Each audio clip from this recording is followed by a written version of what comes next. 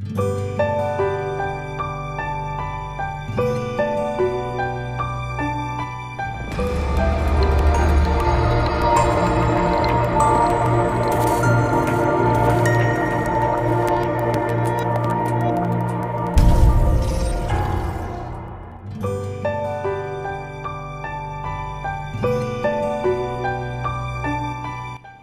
begitu banyak kisah cinta klasik yang berakhir duka. Sebutlah Romeo dan Juliet, atau legenda Roro Mendut dan Pronocitro. Juga pada roman karya Pramudia Anantatur ada kisah percintaan Mingke dan Annelies. Maka kisah yang mau saya sampaikan ini tidaklah berbeda jauh. Sepasang kekasih yang tidak mendapatkan restu kedua orang tuanya nekat melakukan aksi bunuh diri, menghanyutkan ke dalam sebuah danau.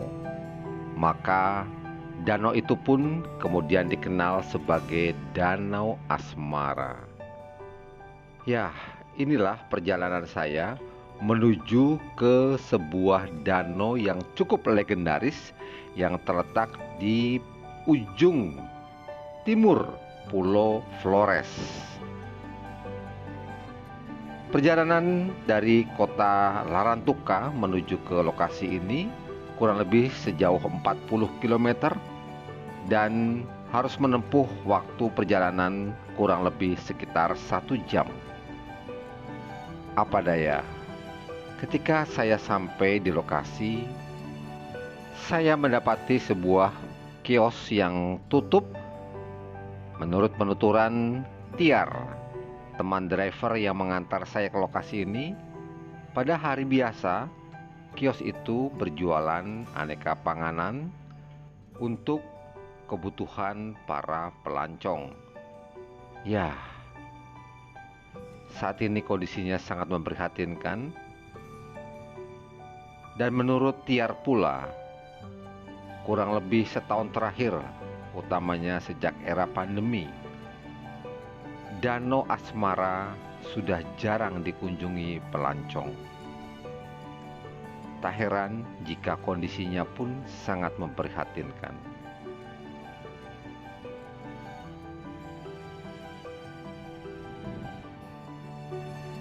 Lihatlah bangunan kios yang tidak lagi terawat. Kemudian jalanan menjadi berlumut dan Danau Asmara tampak di kejauhan. Tangga ini seyogianya merupakan sarana untuk mencapai ke rumah pohon, dan dari sanalah kita bisa menyaksikan keindahan Danau Asmara. Sayang, saya tidak berani menyeberang sebab jembatan kayu tampak rapuh dan beberapa anak tangganya pun sudah patah.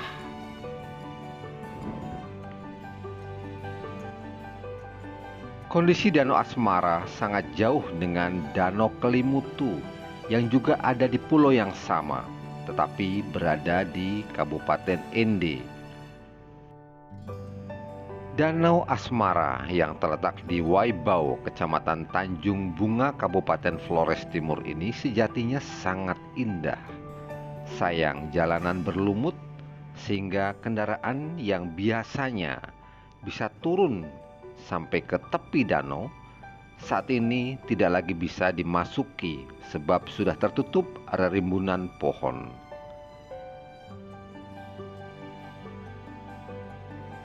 Bahkan untuk sekadar menyaksikan keindahan danau pun kita seolah-olah hanya bisa mengintip dari balik semak-semak dan pepohonan yang ada. Sayang sekali. Nah, di balik cerita mistis tentang bunuh dirinya sepasang kekasih di danau ini, ada cerita lain bahwa sebelum danau ini disebut atau dinamakan sebagai Danau Asmara, maka masyarakat mengenalnya dengan nama yang lain, yaitu Danau Waibelen.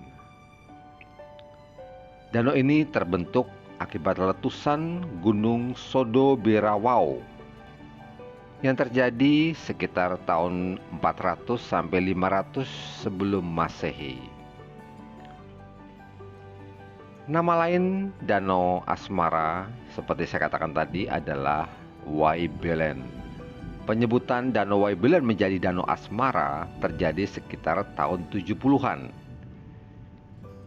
Adapun sepasang kekasih yang dikabarkan bunuh diri pada tahun 70-an itu adalah Leo Kellen dan yang wanita bernama Nella Kellen. Melihat akhir nama yang sama-sama Kellen, maka bisa ditebak keduanya masih memiliki hubungan kekerabatan yang sangat dekat. Karena itulah kedua orang tuanya tidak menyetujui hubungan mereka.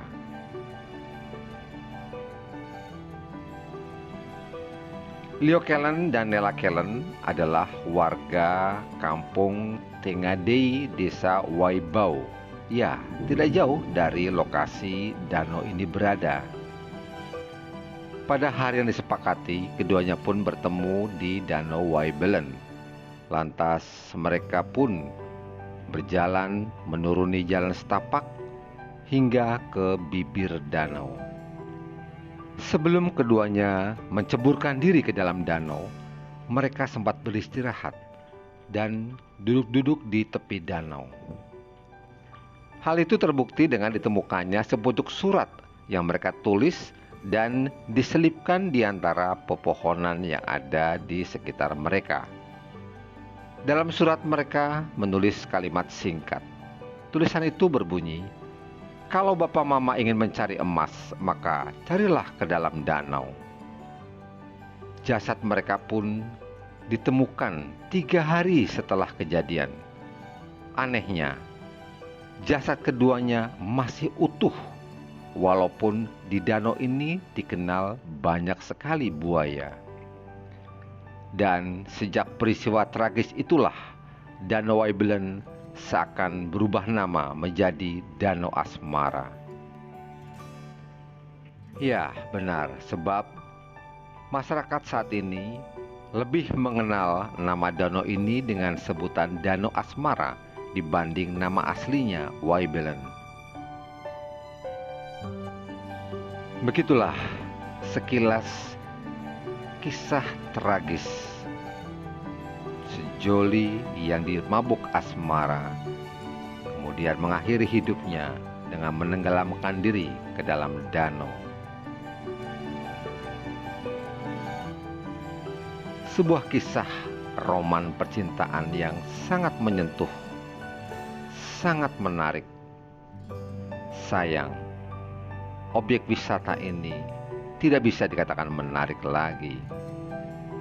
Mungkin dengan sedikit sentuhan, maka danau ini barangkali bisa menyaingi atau setidaknya mendekati popularitas Danau Kelimutu. Rosodaras, Jayakarta News Channel. Terima kasih.